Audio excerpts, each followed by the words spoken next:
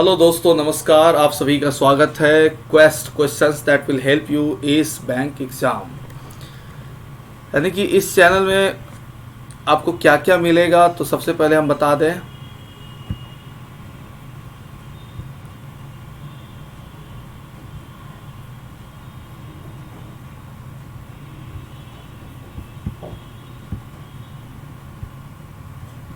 Session start करने से पहले दोस्तों बता दें कि मेरा नाम है रवि प्रताप कर्ण। मेरे पास कुल 9 सालों का पढ़ाने का एक्सपीरियंस है और इससे पहले मैं कई सारे इंस्टीट्यूशंस पे पढ़ा चुका हूँ। इस चैनल पर आपको क्या क्या मिलेगा, तो डेली लाइव क्लासेस मिलेंगे, ठीक, लाइव टेस्ट क्विजेस मिलेंगे, स्ट्रक्चर्ड कोर्सेज मिलेंगे और अनलिमिटेड एक्सेस मिलेंगे। आपको क्या करना है कि अपने मोबाइल फ़ोन में लर्निंग ऐप इंस्टॉल करनी है अनअकैडमी की बात करें तो 30 से ज़्यादा कैटेगरीज पर अलग अलग सर्विसेज प्रोवाइड करता है। आप हमसे किसी भी कैटेगरी से जुड़ सकते हैं। हर कैटेगरीज के लिए यहाँ पर बेस्ट एडुकेटर अवेलेबल है। आपके लिए मैंने बनाया टेलीग्राम चैनल, आप इस लिंक के माध्यम से हमसे जुड़ सकते हैं, जहाँ की एग्जाम से रिलेटेड अपडेट्स हमेशा आपको मिलते रहेंगे। बैंक सब्सक्रिप्शन की बात करें तो हमारे पास 1 महीने, 3 महीने, 6 महीने, 12 महीने और 24 महीने के सब्सक्रिप्शन है। अगर आप 1 सालों के लिए सब्सक्रिप्शन लेते हैं तो उसके लिए फ़ी है टोटल 6,000, 2 सालों के लिए 7200 रुपये। लेकिन मेरा ये रेफरल कोड याद रखिएगा, RPK10। जैसे इस कोड को यूज़ करेंगे आप तो आपको 10% का इंस्टेंट डिस्काउंट मिल जाएगा। यानी कि जहाँ पर 1 सालों के लिए फ़ी थी कितनी, तो 6,000 रुपये, वहाँ लेंगे 5,400, और जहाँ 2 सालों के लिए फ़ी थी 7,200, वहाँ लेंगे 6,480 रुपये। तो याद रखिएगा मेरा यह रेफरल कोड RPK10। दोस्तों आज का जो मेरा सेशन है वो है प्रीवियस पेपर्स क्वेश्चंस। ठीक, तो सबसे पहले मैं बता दूं कि आज मैं लाइव नहीं आ पाया कुछ कारणों से, तो मैंने एक रिकॉर्डिंग सेशन रखा है आज। तो प्रीवियस पेपर्स में अभी तक जितने भी क्वेश्चन पूछे गए हैं बैंकिंग से रिलेटेड, उन सारे क्वेश्चंस को जो है मैंने आज डिस्कस किया है। और इसके जो है कई सारे पार्ट है, पार्ट 1, पार्ट 2, पार्ट 3। तो आज जो है प्रीवियस पेपर का एक पहला पार्ट का क्वेश्चन है। पहला क्वेश्चन कि एक चेक जो बैंक काउंटर पर भुगतान के लिए प्रस्तुत करने वाली किसी व्यक्ति को देय होता है, उसे कहा जाता है। A cheque which is payable to any person which who presents it for payment at the bank counter is called. पहला ऑप्शन है क्रॉस चेक, दूसरा ऑप्शन है बेयरर चेक, तीसरा है ऑर्डर चेक, चौथा स्टेल चेक और पांचवा है क्या, तो नॉट नन ऑफ दिस। इसका आंसर क्या होगा, तो इसका आंसर होगा क्या, तो बेयरर चेक। मतलब क्रॉस चेक क्या होता है कि किसी चेक के आप लेफ्ट कॉर्नर पर 2 पैरेलल लाइन खींच दीजिए, ये हो गया क्रॉस चेक। ठीक, इसे कहते हैं जनरल क्रॉस। और अगर पैरेलल लाइन खींच करके बीच में लिख दीजिए अकाउंट पे ही, तो हो गया स्पेशल क्रॉस। क्रॉस चेक में आप अकाउंट पे चेक में माइनर सा डिफरेंस है, पैसा दोनों में अकाउंट में ही जाता है, लेकिन क्रॉस चेक में आप पैसा किसी दूसरे व्यक्ति के अकाउंट में भी ले सकते हैं, बशर्ते कि वो व्यक्ति हैंड रिटेन एप्लीकेशन देता है बैंक को। अकाउंट पे ही चेक में क्या होगा कि पैसा आप जिसके नाम पर वो चेक है, पैसा उसी के अकाउंट में जाता है। लेकिन अगर हम बेयरर चेक और ऑर्डर चेक जैसा चेक यूज़ करते हैं तो यहाँ पर मुझे कैश मिलता है। यानी कि क्रॉस चेक और अकाउंट पे ही चेक में पैसा कहाँ मिलेगा, अकाउंट में। और बेयरर चेक और ऑर्डर चेक में पैसा कैसे मिलता है, कैश। उसमें भी क्या होता है कि बेयरर चेक अगर होगा तो किसी चेक पर लेफ्ट कॉर्नर पर और राइट कॉर्नर पर आप देखिएगा लिखा होता है और बेयरर, और किसी चेक पर राइट कॉर्नर पर लिखा होता है ORD, मतलब और ऑर्डर। तो एक है बेयरर और एक है कौन सा, ऑर्डर। अगर ऑर्डर लिखा है तो ऑर्डर है, बेयरर लिखा है तो बेयरर है। बेयरर लिखकर कोई ऐसे कट कर दिया तो भी क्या है, ये ऑर्डर्ड है। यानी हम बेयरर चेक को ऑर्डर में कन्वर्ट भी कर सकते हैं, लेकिन ऑर्डर चेक को बेयरर में कन्वर्ट नहीं कर सकते हैं। तो कहने का मीनिंग ये था कि बेयरर चेक और ऑर्डर चेक। तो बेयरर चेक में क्या होता है कि चेक को आप कैश काउंटर पर ले जाइए। ठीक, कैश काउंटर पर जब आप बेयरर चेक को ले जाएंगे तो पैसा जो है वो वहीं पर मिल जाएगा। ठीक, ऑर्डर चेक में क्या होगा कि जिसके नाम पर चेक है, पैसा सिर्फ उसी के अकाउंट में, उसी को मिलेगा। अकाउंट के लिए 2 तरह का चेक यूज होगा, क्रॉस चेक और अकाउंट पे ही चेक। यानी कि इसे हम अगर बात करें तो लिखा हुआ क्या कि the cheque which can be transferred by mere delivery is known as bearer cheque. It's simple word, a check which is payable to any person who presents it for payment at the bank counter is called bearer check. It is also known as open check when it is not crossed whether it is made payable to bearer or order. यानी कहने का meaning कि जो भी व्यक्ति उस check को cash counter तक ले जाएगा, भुगतान जो पैसा उसी को मिलेगा, और इस तरह का चेक कहलाता है क्या, बेयरर चेक। किसी बेयरर चेक को पहचानना है तो करना क्या है कि उस चेक के राइट कॉर्नर पर लिखा होता है ये चीजें कि बेयरर है या ये ऑर्डर्ड है। नेक्स्ट है what is the blue chip in USA companies system, यानी कि हम बात करें तो यूएसए कंपनी प्रणाली में ब्लू चिप क्या है। पहला ऑप्शन है स्टॉक, दूसरा ऑप्शन है डिवेंचर, तीसरा ऑप्शन है म्यूचुअल फंड्स, और चौथा ऑप्शन है मनी मार्केट, और पांचवा ऑप्शन है नन ऑफ दिस। इसका क्या होगा आंसर, स्टॉक। जैसे कि बात आप समझिएगा इसे कि ब्लू चिप मतलब क्या होता है कि ऐसी कंपनी जिसके डूबने की संभावना कम होती है। अगर इंडिया में बात करें तो रिलायंस हो गया, या बिरला है, बजाज है, विप्रो है, इन्फोसिस है, ऐसी कंपनियां कहलाती है ब्लू चिप। वैसी कंपनी जिसके डूबने की संभावना ज़्यादा होती है उस कंपनी को कहते हैं चीट फंड। ब्लू चिप कंपनियां जनरली बीएससी यानी कि बॉम्बे स्टॉक एक्सचेंज में लिस्टेड होती है, जबकि चीट फंड कंपनियां किसी भी स्टॉक एक्सचेंज में लिस्टेड नहीं होती। याद रखिएगा दो तरह की कंपनी कौन कौन सी, एक ब्लू चिप और दूसरा chit fund. Blue chip company मतलब वैसी कंपनी जिसके डूबने की संभावना बहुत कम हो, ठीक, और ऐसी कंपनियां बॉम्बे स्टॉक एक्सचेंज में लिस्टेड होती है, इस कंपनी को कहते हैं ब्लू चिप। दूसरा चीट फंड, वैसी कंपनी जिसके डूबने की संभावना बहुत ज़्यादा हो और ऐसी कंपनियां किसी भी स्टॉक एक्सचेंज में लिस्टेड नहीं होती है, इसे कहते हैं चीट फंड। तो यहाँ जो ब्लू चिप कंपनी की बात करें, USA blue chip in USA company system, answer क्या होगा, स्टॉक। एक ब्लू चिप अच्छी तरह से स्थापित वित्तीय रूप की ध्वनि और ऐतिहासिक रूप से एक सुरक्षित निगम भंडार है। Blue chip stock Coca Cola, डिग्नी, इंटेल, आईबीएम शामिल है, क्योंकि ब्लू चिप स्टॉक्स पर रिटर्न एक निश्चित चीज़ के करीब है। स्टॉक महंगे होते हैं और डिविडेंड यानी कि यील्ड कम होती है, ठीक। तो ब्लू चिप। नेक्स्ट क्वेश्चन था सरकार द्वारा उठाए गए सभी राजस्व, सरकार द्वारा दिए गए ऋणों से उधार लिए गए धन और प्राप्तियां, ठीक। All revenues raised by government, money borrowed and received from loan given by the government flow into the, पहला ऑप्शन है contingency fund, दूसरा ऑप्शन है consolidated fund of India, तीसरा है public account fund और चौथा है none of this। दोस्तों हम बात करें तो इसका आंसर होगा consolidated fund। जैसे कि याद होगा कि मैंने एक चैप्टर में डिस्कस किया था कि बजट के बारे में, जहां बताया था क्या कि हमारा जो बजट होता है इसमें दो पार्ट हम लोग कर देते हैं, एक तरफ इनकम है और एक तरफ एक्सपेंडिचर। एक्सपेंडिचर के भी दो पार्ट हैं, एक है प्लान और दूसरा नॉन प्लान्ड एक्सपेंडिचर। तो याद होगा मैंने बताया था आपको कि प्लान्ड एक्सपेंडिचर के लिए यानी गवर्नमेंट को जो खर्च पता है, एक सुनियोजित है कि ये होना है, उसे हम लोग कहते हैं क्या, कंसोलिडेटेड फंड यानी कि संचित निधि, ठीक। और जो पैसा गवर्नमेंट का अकस्मात खर्चा होता है उसे कहते हैं कॉन्टीजेंसी फंड। तीसरा जो पब्लिक का पैसा जो गवर्नमेंट के पास रह जाता है उसे कहते हैं पब्लिक अकाउंट फंड, लोक लेखा निधि। यानी कि यहाँ पर क्वेश्चन था सरकार द्वारा उठाए गए सभी राजस्व, ठीक, सरकार द्वारा दिए गए ऋणों से उधार लिए गए धन और प्राप्तियां क्या कहलाती है, तो consolidated fund of India. Consolidated fund of India is the most important of all government accounts, all revenue received by government. याद रखिएगा जो भी गवर्नमेंट ने रेवेन्यू रिसीव किया है, राजस्व, चाहे टैक्स के रूप में हो चाहे नॉन टैक्स के रूप में हो। पिछला सेशन जो मेरा बजट आया था जिसमें कि मैंने रेवेन्यू और कैपिटल के बारे में डिस्कशन किया था, यानी कि all revenue received by government by way of direct taxes and indirect taxes, money borrowed and received from loan given by government flow into the consolidated fund in India. यानी कि भारत सरकार को जितना भी रेवेन्यू प्राप्त होता है, चाहे वो टैक्स से हो चाहे वो नॉन टैक्स से हो, ठीक, या फिर इनडायरेक्ट टैक्स से हो, ये सारा पैसा जो है वो चला जाता है कहाँ, कंसोलिडेटेड फंड में।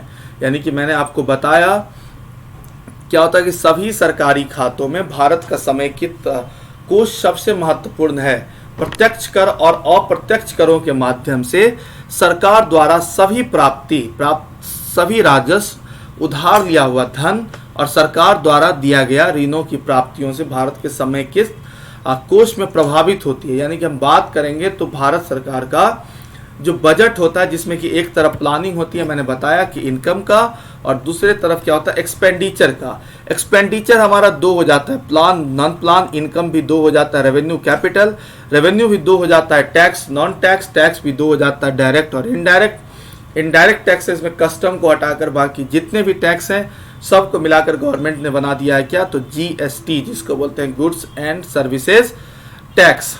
यानी कि हम कुल मिलाकर बात करें तो जो पैसा हम लोग प्लान्ड एक्सपेंडिचर के लिए रखते हैं उसे कहते हैं कंसोलिडेटेड फंड। जो पैसा नॉन प्लान्ड एक्सपेंडिचर के लिए यूज होता है उसे कहा जाता है कॉन्टीजेंसी फंड। पब्लिक का जो पैसा गवर्नमेंट के पास है वो है पब्लिक अकाउंट फंड, इसको लोक लेखा निधि कहते हैं, जो सरकार टैक्स के माध्यम से रेवेन्यू इस साथ कलेक्ट करती है।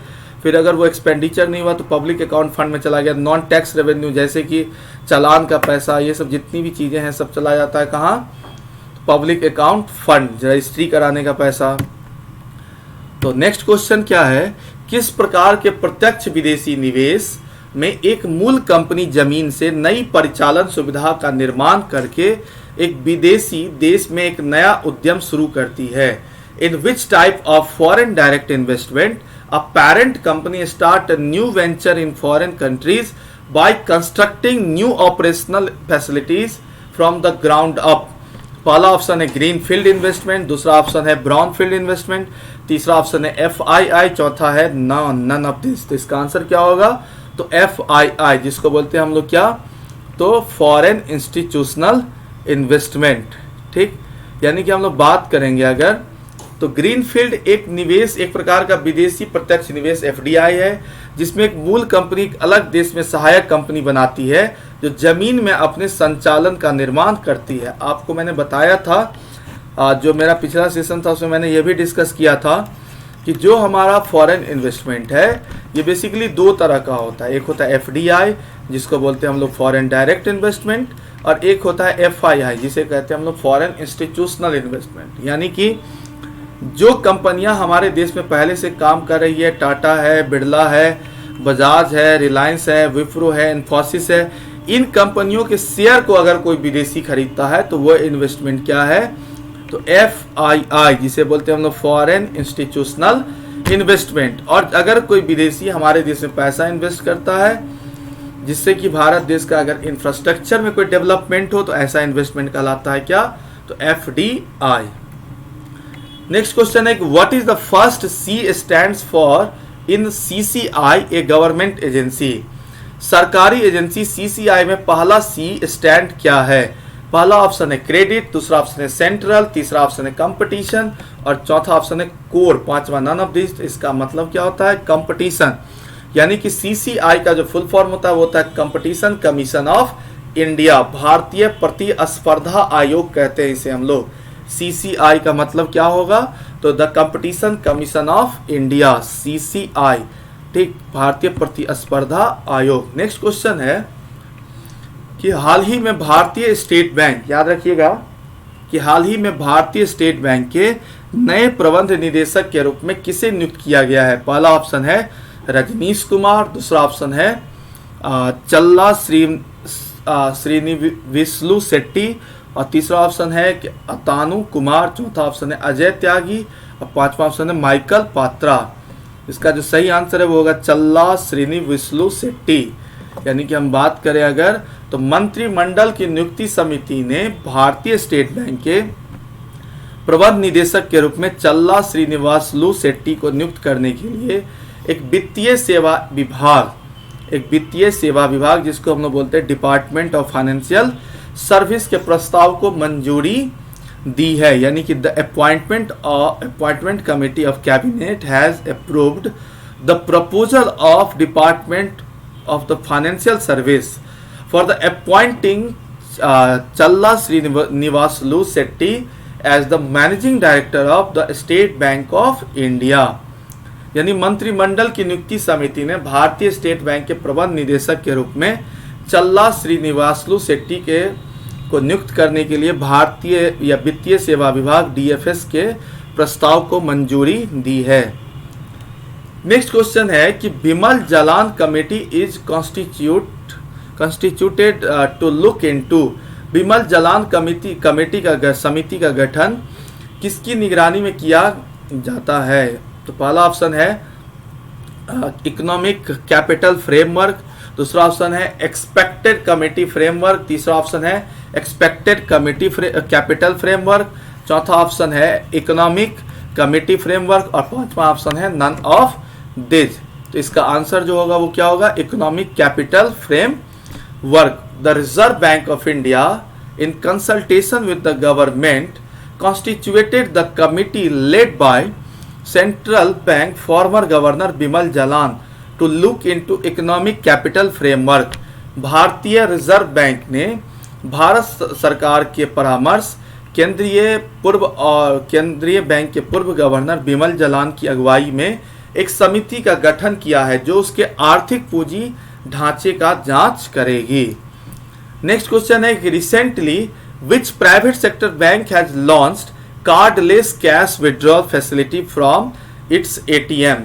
हाल ही में किस निजी क्षेत्र के बैंक ने अपने एटीएम से कार्डलेस विड्रॉल की सुविधा शुरू की है। क्वेश्चन था recently which private sector bank has launched cardless withdraw facility from its ATM, यानी कि हाल ही में किस निजी क्षेत्र के बैंक ने अपने एटीएम से कार्डलेस कैश विड्रॉ की सुविधा शुरू की है। पहला ऑप्शन है पंजाब नेशनल बैंक, दूसरा ऑप्शन है एचडीएफसी बैंक, तीसरा ऑप्शन है आईसीआईसीआई बैंक, चौथा ऑप्शन है स्टेट बैंक ऑफ इंडिया और पांचवा ऑप्शन है बंधन बैंक। तो इसका जो सही आंसर है वो क्या होगा, तो आईसीआईसीआई बैंक, यानी कि कहने का मीनिंग है कि आईसीआईसीआई बैंक ने अपने एटीएम से प्रतिदिन लेन देन की सीमा 20,000 रुपए के साथ कार्डलेस कैश निकासी सुविधा शुरू की। यह सेवा ग्राहकों को केवल बैंक के 15,000 से अधिक एटीएम से कैश निकालने की सुविधा प्रदान करती है। इसके लिए केवल मोबाइल बैंकिंग ऐप ऑटोमोबाइल पर अनुरोध किया जाता है। नेक्स्ट क्वेश्चन है कि rest of the world is the major element of which model.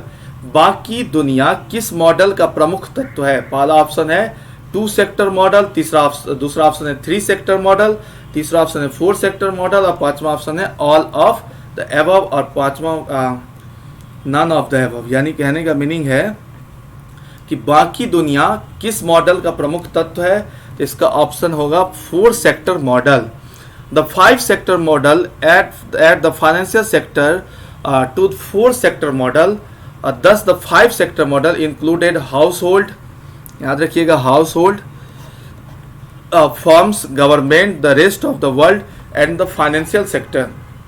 In 5 sector model वित्तीय क्षेत्र को 4 सेक्टर मॉडल में जोड़ता है।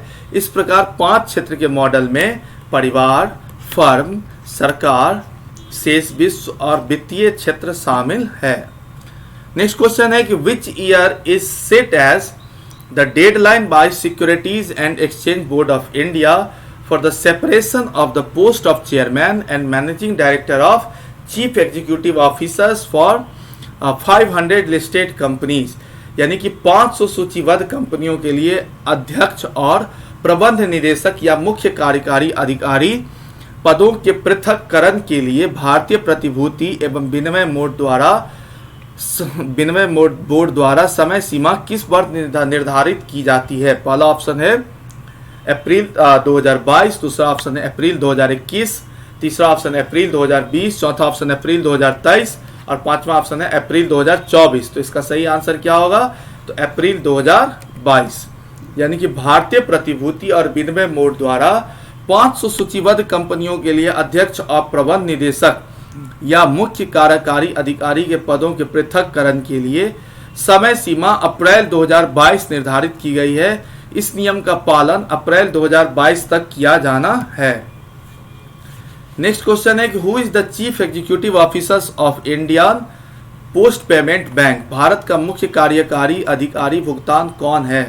पहला ऑप्शन है सुरेश सेट्टी, दूसरा ऑप्शन है अनुव्रत विश्वास, तीसरा ऑप्शन है श्री कृष्णा एच, चौथा ऑप्शन है ऋषि गुप्ता और पांचवा ऑप्शन है नेनू शेट्टी। तो इसका जो सही आंसर है वो क्या होगा, सुरेश शेट्टी। यानी कि Suresh Shetty is the chief executive officers of India post payment bank. Anubrata Biswas CEO of the Airtel payment bank and Shri Krishna H CEO of Jio payment bank, Rishi Gupta CEO of Fino payment bank and Renu Shetty CEO of Paytm payment bank. ये जितने भी Paytm bank हैं सबके ये सब CEO हैं, chief executive officers. यानी कि हम बात करें तो सुरेश सेठी किसके, तो India post payment bank, Anubrata Biswas किसके, CEO of Airtel payment bank, Shri Krishna H CEO of Jio payment bank, Rishi Gupta CEO of Fino payment bank, Renu Shetty CEO of Paytm payment bank. Next question है कि where is the headquarter of national institute of agriculture economic and policy research, राष्ट्रीय कृषि अर्थशास्त्र और नीति अनुसंधान संस्थान का मुख्यालय कहाँ है। पहला ऑप्शन है क्या मुंबई, दूसरा ऑप्शन है बेंगलोर, तीसरा ऑप्शन है क्या न्यू दिल्ली, चौथा ऑप्शन है लखनऊ और पांचवा ऑप्शन है क्या तो कानपुर। तो इसका जो सही आंसर है वो क्या होगा, याद रखिएगा न्यू दिल्ली। यानी कि national centre for agriculture economics and policy research NCAP, याद रखिए national centre for agriculture economic and policy research NCAP is the research company based out the library Avenue, new Delhi and Delhi India. यानी कि कहने का meaning है क्या कि national centre for agriculture economics and policy research NCAP library Avenue new Delhi Delhi Bharat के बाहर आधारित एक शोध कंपनी है। यानी कि राष्ट्रीय कृषि अर्थशास्त्र और नीति अनुसंधान संस्थान का जो मुख्यालय है जिसको हम लोग बोलते हैं national institute of agriculture economics policy and research NCAP, ये इसी का जो फुल नेम है क्या NCAP, याद रखिएगा। इसका जो मुख्यालय है वो कहाँ, न्यू दिल्ली। नेक्स्ट क्वेश्चन है जो कुछ करंट अफेयर्स के हैं, अभी एग्जाम में भी आया था। Recently who has taken charge as the chief executive officers of IBM, यानी कि हाल ही में IBM के मुख्य कार्यकारी अधिकारी के रूप में किसने कार्यभार संभाला है। चीफ एग्जीक्यूटिव ऑफिसर्स के रूप में IBM के कार्यकारी मुख्य CEO मतलब मुख्य कार्यकारी अधिकारी का कार्यभार किसने संभाला है। पहला ऑप्शन है अरविंद सक्सेना, दूसरा ऑप्शन है अरविंद कृष्णा, तीसरा ऑप्शन है अजय शर्मा, चौथा ऑप्शन है नवीन अरोड़ा, पांचवा ऑप्शन है मनीष बंसल। तो इसका जो सही आंसर है वो क्या होगा, तो अरविंद कृष्णा। यानी कि अरविंद कृष्णा ने IBM के मुख्य कार्यकारी अधिकारी के रूप में कार्यभार संभाला है। नेक्स्ट क्वेश्चन है कि what is the full form of FBA, FBA का पूर्ण रूप क्या है। पहला ऑप्शन है फॉरेन बिजनेस एक्शन, दूसरा ऑप्शन है फ्री बिजनेस एक्ट, तीसरा ऑप्शन है फॉरेन बिजनेस एक्ट, चौथा ऑप्शन है फ्री बिजनेस एक्शन और पांचवा ऑप्शन है क्या नॉट नन ऑफ दिस। तो इसका आंसर क्या होगा, तो फॉरेन बिजनेस एक्ट, ठीक, foreign business act. Next question है कि recently OCI was in news, what does O stands for। हाल ही में OCI खबरों में था, यहाँ O का अर्थ क्या है। तो देखिए पहला ऑप्शन दिया गया ओवरसीज, दूसरा ऑप्शन दिया गया है ओवरेज, तीसरा ऑप्शन है ओवरऑल, चौथा ऑप्शन है अदर और पांचवा है नन ऑफ दिस। तो इसका आंसर क्या होगा, OCI में O का मीनिंग क्या है, तो ओवरसीज, इसको बोलते हैं हम लोग overseas citizen of India, overseas citizen of India. Next है क्या, residential asset price monitoring survey is done by, आवासीय परिसंपत्ति मूल्य निर्धारण सर्वेक्षण किनके द्वारा किया जाता है। Residential assets price monitoring survey is done by, आवासीय परिसंपत्ति मूल्य निगरानी सर्वेक्षण किसके द्वारा किया जाता है। पहला ऑप्शन है वर्ल्ड बैंक, दूसरा ऑप्शन है RBI, तीसरा ऑप्शन है IMF जिसको बोलते हैं हम लोग इंटरनेशनल मॉनेटरी फंड, चौथा ऑप्शन है SBI और पांचवा ऑप्शन है ADB। तो इसका जो सही आंसर है वो क्या होगा, RBI। यानी कि RBI द्वारा आवासीय परिसंपत्ति मूल्य निगरानी सर्वेक्षण किया जाता है। नेक्स्ट क्वेश्चन है कि what is the full form of FINO, FINO, FINO का पूर्ण रूप क्या है। पहला ऑप्शन है क्या, तो फिजिकल इंफॉर्मेशन नेटवर्क ऑर्गेनाइजेशंस, दूसरा ऑप्शन है financial initiative for network operation, चौथा ऑप्शन है financial inclusion network and operation and पांचवा ऑप्शन है नन ऑफ दिस। तो इसका सही आंसर क्या होगा, तो financial inclusion network and operation. यानी कि financial inclusion network and operation FINO based in the financial capital of India is an integrated technology platform and delivery channel enabling source and servicing micro customer on the large scale। यानी कि वित्तीय समावेशन network और संचालन FINO Bharat की वित्तीय राजधानी में स्थित एक एकीकृत प्रौद्योगिकी मंच है जो वितरण चैनल में बड़े पैमानों पर सूक्ष्म ग्राहकों को सोर्सिंग और सर्विसिंग करने में सक्षम है। यानी कि जो छोटे छोटे कस्टमर हैं उसके लिए टेक्नोलॉजी के थ्रू जो है वो सर्विस प्रोवाइड करवाती है। कौन? फिनो, इसको बोलते हैं हम लोग financial inclusion network and operation. ठीक, नेक्स्ट है क्या कि foreign trade policies is framed bye, Bharat की जो विदेश व्यापार नीति है वो किसके द्वारा तय किया जाता है? पहला ऑप्शन है आरबीआई, दूसरा ऑप्शन है सेबी, तीसरा ऑप्शन है मिनिस्ट्री ऑफ कॉमर्स, चौथा ऑप्शन है एक्सिम बैंक। तो इसका जो आंसर होगा वो क्या होगा?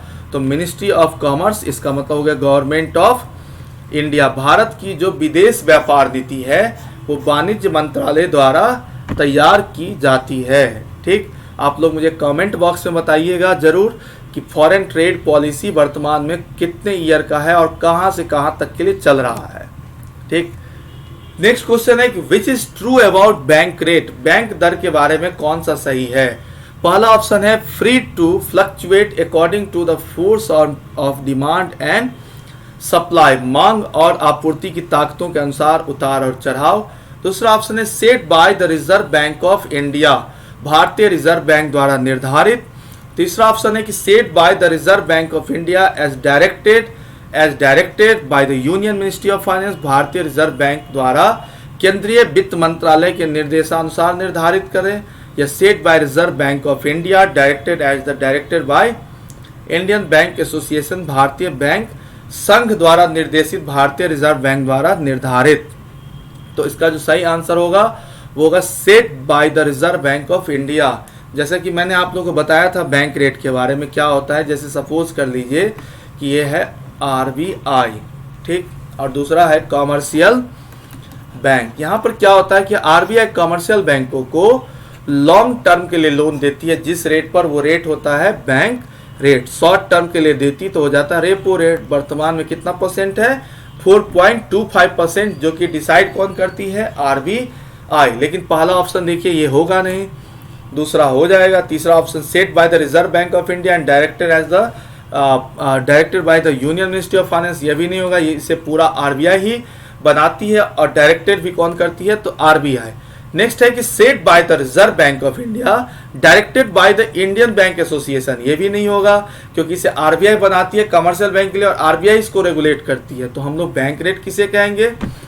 यानी कि जिस रेट पर आरबीआई, याद रखिएगा कि जिस रेट पर आरबीआई कमर्शियल बैंकों को लॉन्ग टर्म के लिए लोन प्रोवाइड करती है, जिस दर पर आरबीआई कमर्शियल बैंकों को लॉन्ग टर्म के लिए लोन देती है। यहाँ पर लॉन्ग टर्म लोन का मीनिंग हो गया क्या?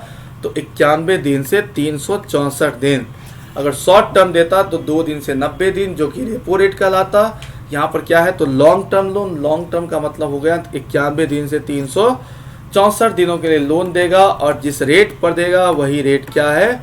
तो उस रेट को कहते हैं हम लोग बैंक रेट। ये जो बैंक रेट है ये वर्तमान में कितना परसेंट है? तो 4.25% है। ठीक,